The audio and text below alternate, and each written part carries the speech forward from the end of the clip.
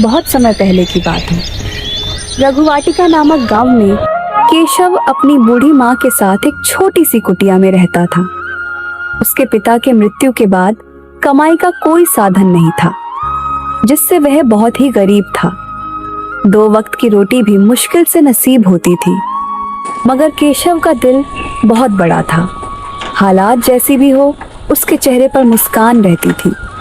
एक दिन की बात है। सुनो बेटा केशव, आज भी घर में चूल्हा नहीं जला। घर में ना आटा है ना लकड़ी, कुछ भी खाने के लिए नहीं है। समझ नहीं आता अब क्या करूं। कैसे हम दोनों की भूख शांत होगी? माँ, तू चिंता मत कर, मैं कुछ काम ढूंढता हूँ। किसी के खेत में मजदूरी कर लूंगा या फिर लालजी के यहाँ काम मांग लूंगा। बेटा, हर बार तुझे ही तो भागना पड़ता है, कभी तो भगवान मेरी भी सुने। तू तो अभी जवान है, तेरी उम्र खेलने की है, पर तू जिम्मेदारियों के बोझ में दबा हुआ है। मैं समझ सकती हूँ कि तुम पर क्या बीत रही है। नहीं माँ, ऐसी कोई बात नहीं है माँ। जब तू मुस्कुराती है ना, तब मुझे दुनिया की सबसे बड़ी खुशी मिलती है। इसलिए आप चिंता मत कीजिए, अब मैं चलता हूँ, जरूर कोई काम मिल जाएगा। केशव अपने झोले में एक रोटी का टुकड़ा और एक बिस्तर लेकर कटे फटे कपड़ों में घर से निकल जाता है। उसके पैरों में चप्पल नहीं थी, पर आत्मा में विश्वास था। वह गांव के चौराहे पर पहुंचता तो कुछ लोग उसे देखकर उसका मजाक उड़ा रहे थे। अरे देखो देखो, फिर वही फटे कपड़ों वाला केशव, लगता है राजा बनने निकला है। ये तो गरीब का गरीब ही रहेगा। गरीबों की लिस्ट में इसका नाम सबसे ऊपर है। फिर हंसने लगते हैं, लेकिन केशव कुछ नहीं बोलता, बस अपना सिर झुकाए आगे बढ़ गया। चलते चलते वह लालाजी के का घर पहुंच गया। लालजी का घर गांव का सबसे बड़ा और ऊंचा मकान था। केशव दरवाजे पर जाकर आवाज लगाता है। अरे बाबूजी, घर पर हो क्या? मुझे आपसे कुछ काम है। ये सुनकर लालाजी बाहर आते हैं।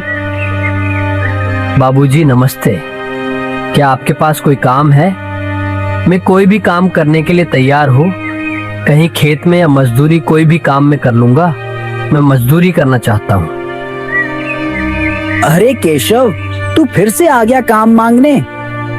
अरे तुझसे तो कोई बकरी भी ना बंधवाए, मनहूस कहीं का। भाग्य ही ऐसा है तेरा, हर बार मुंह उठाकर आ जाते हो जैसे तुम्हारे बाप दादा मेरे गुलाम रहे हो। बाबूजी, मैं किसी का गुलाम नहीं हूँ, बस पेट भरने के लिए मेहनत करता हूँ और आपसे काम मांगने के लिए आया हूँ। भाग्य से ही सब होता है बेटा, और तेरे नसीब में तो गरीबी ही लिखी है। तेरे जन्म होते ही तुम्हारे पिता की मृत्यु हो गई, मनहूस आदमी। चल निकल यहाँ से, आया बड़ा। केशव का मन भारी हो गया, आंखों में आंसू आ गए, लेकिन गिरने नहीं दिए और वह वहां से आगे की ओर चल दिया। लौटते वक्त उसे राजेश मिला, जो उसका बचपन का दोस्त था। अरे ओ केशव, फिर से मुंह लटकाया हुआ आ रहा है। क्या हुआ? जमींदार ने फिर से भगा दिया क्या? हाँ राजेश, उसने तो फिर से ताना मार दिया, पर कोई बात नहीं, मैं हार नहीं मानूंगा। मैं कोई ना कोई काम ढूंढ ही लूंगा। वाह केशव, तेरी हिम्मत की दाद देनी पड़ेगी। तू हर बार गिरता है फिर उठता भी है, पर केशव, ये दुनिया सपनों से नहीं चलती। रोटी के लिए जेब में पैसा चाहिए। राजेश, अगर सपना नहीं होगा तो रास्ता कहाँ से निकलेगा? मुझे यकीन है एक दिन कुछ अच्छा जरूर होगा। शाम को केशव थका हारा घर लौट आया। माँ ने आंचल से उसका पसीना पोंछा और आंसुओं को छिपा लिया। रात को केशव आसमान की ओर देखता रहा। उसने एक टूटता हुआ तारा देखा और मन ही मन कहा, हे ऊपर वाले, मेरी माँ के लिए एक अच्छा घर दे दे और मुझे इतनी ताकत दे कि मैं कभी किसी के आगे ना झुकूं, जिससे मैं अपनी माँ को खुश रख सकूं। इतनी शक्ति दे।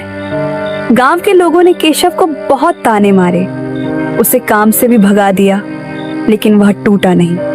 उस रात जब सब सो रहे थे, केशव अकेले चुपचाप बाहर निकला। उसके मन में एक ही सवाल था, क्या मेरी जिंदगी सच में ऐसे ही बीतेगी? वह पुराने जंगल की ओर जाता है, जहां लोग जाने से डरते थे। जंगल बहुत ही ज्यादा घना था। केशव एक बड़े पेड़ के नीचे बैठ गया। थोड़ी देर बाद एक धीमी धीमी आवाज उसे सुनाई दी। क्या हुआ बेटा? कौन है तू? इस वीरान जगह में अकेले क्या ढूंढ रहा है? अचानक केशव पीछे मुड़कर देखता है। वहां एक साधु तपस्वी खड़े थे। उन्हें देखकर केशव बोला, बाबा मेरा नाम केशव है। मैं रघुवाटिका गांव से आया हूँ और बहुत परेशान हूँ। मुझे नींद तक नहीं आती, कुछ समझ में नहीं आता क्या करूँ। भाग्य हर बार मुझे धोखा देता है। मैं इतना गरीब हूँ कि अपनी माँ के लिए भी रोटी नहीं जुटा पा रहा। अच्छा ऐसी बात है तो क्या अब तू भाग्य को बदलना चाहता है? जी बाबा, मैं मेहनत करता हूँ, लोगों की बातें सुनता हूँ, फिर भी कुछ नहीं बदलता। मैं नहीं चाहता हूँ कि मेरी माँ भूखी सोए। मैं कुछ बनना चाहता हूँ। तपस्वी बाबा ने अपनी आंखें बंद की और फिर धीरे से बोले, बेटा तू अच्छा इंसान है, तेरे इरादे सच्चे और नेक हैं, लेकिन भाग्य कोई बाहर से नहीं, वो अंदर से बदलता है। कैसे बाबा? मुझे कुछ तो रास्ता बताइए जिस पर चलकर मैं अपनी मंजिल प्राप्त कर सकूं। सबसे पहले खुद पर भरोसा रख। लोग ताने देंगे लेकिन तू खुद को मत कोस। दूसरा सीखना, हमेशा कुछ नया सीखता जा। तीसरा, लोगों की मदद कर बिना किसी स्वार्थ के। ये तीनों बातें तुझे ऊंचाइयों तक पहुंचाएंगी बेटा। लेकिन बाबा, मेरे पास कुछ नया सीखने के लिए किताबें भी नहीं, गुरु भी नहीं और पैसे भी नहीं हैं। तो फिर ये सब चीजें मैं कहां से सीखूंगा? जिसके पास कुछ कर दिखाने का जज्बा हो, हिम्मत हो, खुद पर अटूट विश्वास हो, उसके पास सब होता है बेटा। कल से तू हर दिन कुछ नया सीखेगा। हर एक इंसान तेरा गुरु होगा। तू देखेगा और ग्रहण करेगा। हर एक घटना तुझे कुछ नया सिखाएगी। यह दुनिया तुझे रास्ता दिखाएगी। ये सुनकर केशव की आंखें चमकने लगी। उसके दिल में एक नई रोशनी सी जल गई थी। वह उठा और बाबा को प्रणाम किया और बोला, बाबा, आपने मुझे नई उम्मीद दी है। अब मैं कभी हार नहीं मानूंगा। आपने मेरा नजरिया बदल दिया। जा बेटा, अपने भाग्य को खुद लिख। अब तू पुरानी बातों को भूलकर एक नए दिन की शुरुआत कर। जाओ।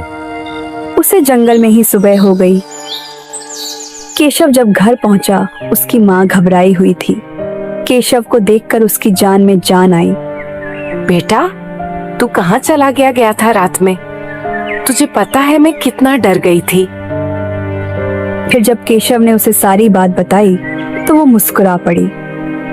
माँ, अब मैं गांव के हर काम करूंगा, छोटे से छोटा और बड़े से बड़ा। लोग हंसेंगे, पर एक दिन वही लोग देखेंगे कि केशव क्या से क्या बन गया। उस दिन से केशव ने खुद को बदलना शुरू कर दिया।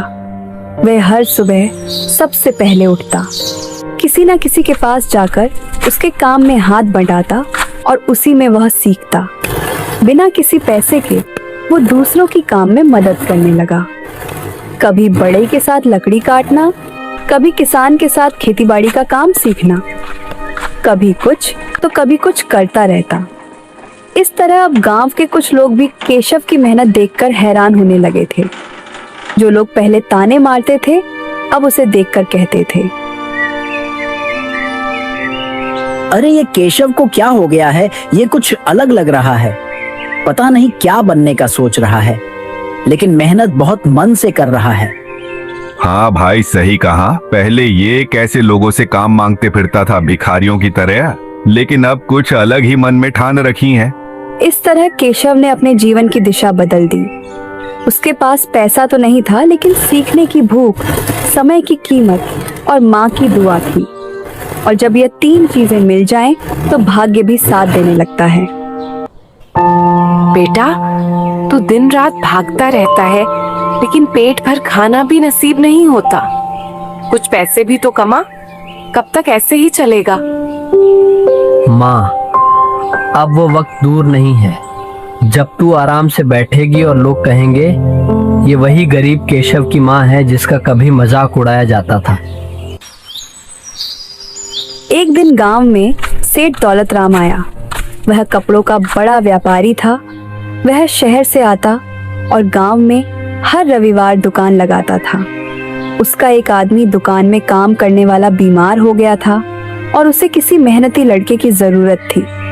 वह गांव के सभी लोगों को चौपाल में बुलाता है और बोलता है, अरे कोई है क्या इस गांव में जो ईमानदार हो और थोड़ा काम समझता हो? मुझे मेरी दुकान में मदद चाहिए 2 दिन के लिए। ये सुनकर एक गांव वाला बोलता है, हाँ सेठ जी, केशव को ले जाइए। वो अब गांव का सबसे मेहनती लड़का बन चुका है। सुबह से शाम तक कोई काम नहीं छोड़ता। उसे सब काम अच्छे से आते हैं, तो आप उसे ले जाइए। अच्छा, केशव वही लड़का है ना जिसे पहले कोई काम नहीं देता था? अब वही लड़का सबसे भरोसेमंद इंसान बन गया है क्या? सेठ जी, आप एक बार उसे मौका दीजिए। वह बहुत ही ईमानदार है। ये सुनकर सेठ दौलत राम ने केशव को बुलवाया। केशव उसके पास आया, उसके पास खड़ा हो गया। क्यों बेटा, काम करना आता है? मुझे मेरी दुकान में एक आदमी चाहिए। दुकान संभालनी है, सामान इधर उधर रखना है, पैसे संभालने हैं, ग्राहक से अच्छे से बात करनी होगी। सेठ जी, मुझे सब कुछ तो नहीं आता, लेकिन मैं सब कुछ बहुत जल्दी सीख सकता हूँ और जो काम करता हूँ दिल से करता हूँ। आप एक बार मौका दीजिए, मैं पूरी जिम्मेदारी से काम करूंगा। सेठ दौलत राम को केशव की सादगी और ईमानदारी बहुत पसंद आई। उसे आस ही लड़का चाहिए था। अरे वाह, तेरी बातें सुनकर लग रहा है तुझसे अच्छा कोई भी नहीं मिलेगा इस गांव में। चलो ठीक है, कल सुबह दुकान पर आ जाना। काम तो होगा लेकिन मजदूरी भी पूरी मिलेगी। बहुत बहुत धन्यवाद सेठ जी। मैं वादा करता हूँ आपको शिकायत का मौका नहीं दूंगा। अगली सुबह केशव तय वक्त पर दुकान पहुंचा। सारा दिन उसने दिल से काम किया। सामान उठाना, कपड़े साफ रखना, ग्राहकों को हंसकर जवाब देना और पैसों का सही हिसाब रखना। शाम को दौलत राम जी केशव से बोले, बेटा, तू तो कमाल का निकला। जितना सोचा था तुम उससे ज्यादा अच्छे निकले। आज तो मेरी बिक्री भी ज्यादा हुई है और ग्राहक भी खुश है। सेठ जी, मैंने अपना काम किया, आपने मुझ पर भरोसा किया, मैंने उसे निभाया है। बस मेरे लिए सिर्फ काम नहीं था, ये मेरा पहला कदम था जिंदगी की नई राह पर। सेठ दौलत राम ने खुश होकर केशव को 2 गुना पैसा दिया। जब केशव पैसे लेकर घर पहुंचा तो उसकी माँ की आंखों में आंसू आ गए। बेटा, मुझे तुझ पर हमेशा से भरोसा था। लोग चाहे जो भी कहे, माँ का दिल भी कभी गलत नहीं होता। आज तूने मेरा भरोसा और भी मजबूत कर दिया। मैं बहुत खुश हूँ। माँ, ये तो बस शुरुआत है। अब आप देखना, मैं तुझे वह दिन दिखाऊंगा जब तू सिर्फ आराम करेगी और मैं तेरा नाम और ऊंचा करूंगा। उस रात दोनों बहुत खुश थे। दोनों ने स्वादिष्ट खाना खाया। उस रात केशव ने आसमान की तरफ देखा। तारे उसी तरह चमक रहे थे जैसे केशव की मेहनत रंग ला रही थी। उसका नाम अब धीरे धीरे गांव में फैलने लगा था। पहले लोग जिसे ताने मारते थे, अब उसे काम के लिए बुलाने लगे थे।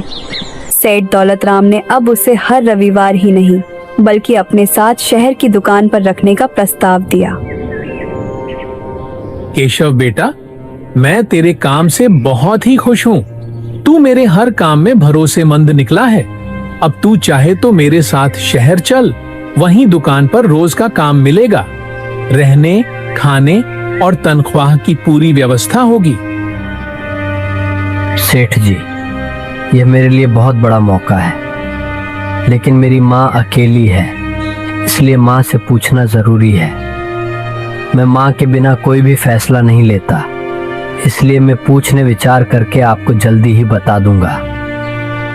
घर आकर केशव ने माँ को सब कुछ बताया। सब सुनकर उसकी माँ ने बोला, बेटा तू अब बच्चा नहीं रहा। तेरी आंखों में जो चमक है वो बता रही है कि तू कुछ बड़ा करेगा। जा तू शहर जा, मैं यहाँ तेरा इंतजार करूंगी। और हाँ, हर रोज चिट्ठी जरूर भेजना। माँ, मैं तेरे नाम को कभी झुकने नहीं दूंगा। मैं ऐसा काम करूंगा कि तू अपने बेटे पर गर्व कर सके। मैं तेरी हर तकलीफ का हिसाब करूंगा। केशव अगले दिन शहर चला गया। सेठ दौलतराम की दुकान पर सुबह 7 से रात के 9 बजे तक काम करता। हर ग्राहक से प्यार से बात करना, हर कपड़े को अच्छे से रखना और रोज हिसाब किताब साफ रखना उसका यह काम बन गया। एक दिन दौलतराम किसी व्यापारी से बात कर रहा था। भाई साहब, ऐसा लड़का मैंने आज तक नहीं देखा। ईमानदारी और मेहनत इसका गहना है। मैंने इसे एक दिन के लिए रखा था, अब तो यह मेरे कारोबार का हिस्सा बन चुका है। इसके बिना अब कारोबार मंदा सा लगता है। इस तरह धीरे धीरे केशव ने दुकान के सारे काम संभाल लिए। ग्राहक उसे नाम से पहचानने लगे। हाँ बहन जी, वो साड़ी तो अब और भी अच्छे दाम में आ गई है। आपको बहुत सुंदर लगेगी। और देखिए, इसमें हाथ से की गई कढ़ाई है जो आजकल बहुत कम मिलती है। इस तरह वो बहुत ही अच्छे से ग्राहकों से बात करता। एक दिन दौलतराम ने दुकान का पूरा हिसाब किताब केशव को सौंप दिया। केशव, अब तू सिर्फ नौकर ही नहीं, मेरा विश्वास है। आज से दुकान की चाबी तेरे पास रहेगी। मैं बाहर के काम में व्यस्त रहूंगा तो तू दुकान देखेगा। अगर तू चाहे तो महीने के हिसाब से तुझे कुछ हिस्सा भी मिलेगा। सेठ जी, आपने तो मुझे जिंदगी दी है सेठ जी। मैंने कभी भी नहीं सोचा था कि इतना सब कुछ मुझे मिलेगा। मैं आपकी उम्मीदों पर हमेशा खड़ा उतरने की कोशिश करूंगा। सेठ जी, मेरे लिए ये नौकरी नहीं, एक जिम्मेदारी है। बहुत बहुत धन्यवाद सेठ जी। उधर गांव में भी अब केशव की चर्चा होने लगी थी। अरे सुना है केशव अब शहर में दुकान संभालता है और सेठ दौलतराम ने तो उसे हिसाब किताब तक भी दे दिया है। देखो कैसे मेहनत ने उस लड़के की किस्मत बदल दी। राजेश और उसकी माँ को केशव की चिट्ठियां रोज आती थी। मौसी गोविंद ने लिखा है, वो अपनी मेहनत की कमाई से कुछ खास करना चाहता है। आज जब मैं दुकान में अकेले बैठा हूँ तो सोचता हूँ, अगर उस दिन माँ ने मुझे रोका होता, अगर सेठ जी ने मुझ पर भरोसा नहीं किया होता, अगर राजेश मेरा साथ ना देता तो शायद मैं वहीं रहता, जो सबकी नजरों में बस एक कमजोर लड़का था। केशव बेटा, तूने मेरी दुकान को जिस तरह संभाला है, मुझे तुझ पर गर्व है। अब तू छुट्टी ले सकता है। गांव जा और अपनी माँ को बता कि अब उसका बेटा किसी से कम नहीं है। हाँ, और ये देख, मैंने एक साड़ी और एक सोने की चैन रखवाई है तेरी माँ के लिए। जाते लेते जाना। सेठ जी, आपने जो मुझ पर विश्वास किया वो आज तक किसी ने नहीं किया था। आपने मुझे सिर्फ काम नहीं दिया, बल्कि मेरी जिंदगी को नई दिशा भी दी है। ये तो मेरी माँ का आशीर्वाद है कि मुझे आप जैसे इंसान मिले। मैं अब जाकर माँ को बताऊंगा कि उसका केशव अब कमजोर नहीं रहा। वह अपनी माँ को बिना बताए घर वापस आता है। उसकी माँ भी उसे काफी याद कर रही थी। राजेश बेटा, अब तो काफी महीने हो गए केशव की शक्ल देखे। चिट्ठियां तो रोज आती है, लेकिन उसको देखने का बहुत मन कर रहा है। मौसी, केशव अब बड़ा आदमी बन गया है। देखना जब आएगा ना तो उसकी चाल में भी रुतबा होगा, पर दिल तो वही रहेगा, सीधा साधा माँ का बेटा। वो ये सब बातें कर ही रहे थे, तभी बाहर से किसी के पैरों की आहट सुनाई दी। जैसे ही दरवाजा खोला, सामने केशव खड़ा था, मुस्कुराता हुआ, आंखों में नमी लिए, हाथ में थैला लिए। माँ, तेरा केशव आया है। खाली हाथ नहीं आया माँ, मैं तेरे लिए शहर की सबसे सुंदर साड़ी और एक सोने की चैन लाया हूँ। माँ, आज तेरा बेटा झुका नहीं है, खड़ा है सीना तान कर। बेटा तू कितना बदल गया, लेकिन तेरा दिल अभी भी वैसा ही है। मुझे कुछ नहीं चाहिए, बस तू रोज ऐसे ही सामने रहे। अगले दिन केशव माँ के साथ बाजार गया। गांव वाले उसे देखकर हैरान रह गए। जो लड़का पहले कटे फटे कपड़े पहने रखता था, जो उनके लिए मजाक था, आज वो आदर का विषय बन गया।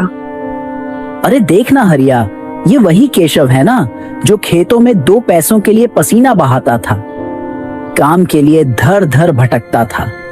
हाँ भाई वही है, पर अब देखो तो कितना बदल गया है।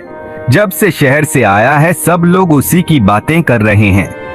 हमने कभी उसे काबिल नहीं समझा, पर आज वही सबसे काबिल निकला। सबको नमस्ते। यह है मेरा दोस्त केशव। सबने कभी इसे कमजोर समझा था। आज देख ले, कड़ी मेहनत और विश्वास कभी नहीं हारता। मैं जानता हूँ, मैं जब छोटा था तो सब मुझे ताने मारते थे।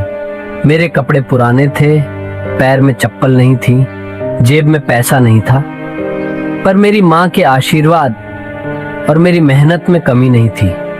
आज अगर मैं कुछ बना हूँ तो मेरी माँ की दुआ, सेठ जी का विश्वास और राजेश की दोस्ती और मेरी मेहनत की वजह से। अब मैं यहाँ एक योजना लेकर आया हूँ। गांव के बच्चों को सिलाई, कढ़ाई और पढ़ाई सिखाने का काम शुरू करना चाहता हूँ, ताकि कोई और केशव अपने भाग्य के लिए रोए नहीं, उसे खुद लिखे। ये सुनकर सारी भीड़ तालियों से गूंजने लगी। हर चेहरा बदल चुका था। अब वहां ईर्ष्या नहीं थी, ताली थी, सम्मान था। हे भगवान, तेरा लाख लाख शुक्रिया कि तूने मेरे बेटे की झोली भर दी। अब मुझे और कुछ नहीं चाहिए। माँ, अब हम इस गांव को भी बदलेंगे। यहाँ कोई और बच्चा भीख नहीं मांगेगा, हर बच्चा स्कूल जाएगा। मैं अब अपने जैसे बच्चों के लिए कुछ करना चाहता हूँ। साथियों, आप सबने मेरा जीवन देखा है। मैं वही केशव हूँ जो नंगे पांव स्कूल जाता था, भूखा सोता था, लोगों के डर से छिपकर रोता था। अब मेरी एक ही तमन्ना है, इस गांव के हर बच्चे को आगे बढ़ता देखना। कोई बच्चा अनपढ़ ना रहे, कोई माँ भूखी ना सोए। आज से हम एक सक्षम गांव योजना शुरू कर रहे हैं। केशव बेटा, मैं तुम्हें बचपन से जानता हूँ। हमने तुम्हें कमजोर समझा, ताने मारे, पर तू कभी नहीं टूटा। और आज तू हमें सिखा रहा है कि असली ताकत दिल की होती है। गांव की तरफ से तुझे पूरा सहयोग मिलेगा। देखो साथियों, केशव ने अकेले शहर में लड़ाई लड़ी है। अब हमें उसके साथ खड़ा होना है। मैं उसके इस मिशन में उसका साथ दूंगा।